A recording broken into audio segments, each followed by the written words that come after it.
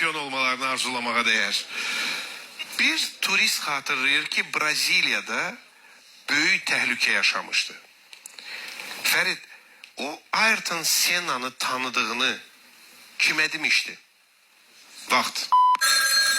Sumqayıt komandası buyurun, kim cevap verir? Emin Cahberəcək. Kime? Taksi sürücüsüne. Doğru cevap! Narkobokunun ardınca Sumqayıt bu defa da Azerbaycan şampiyonu adını kazanır. Azerbaycan şampiyonları Həmzə Əhmədzadə, Emir Yusublu, Beyrək Rəhimov, Emin Əmirov, Muxtar Səfərov ve komandanın kapitanı Əşrəf Paşabəyli qalibləri nar tərəfindən xüsusi hədiyələr gözləyir. Həm də onların mükafatı.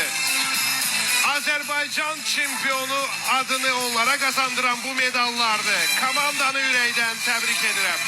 Bu medallar sizindir. Azerbaycan şampiyonu bugün ve burada bilindi. Sumqayıt komandası. Büyük tebrik. Bu finaldan sonra Azerbaycan şampiyonu adı bilinir. İndi onları gösterin. Məni yox. Təbriklər Sumqayıt.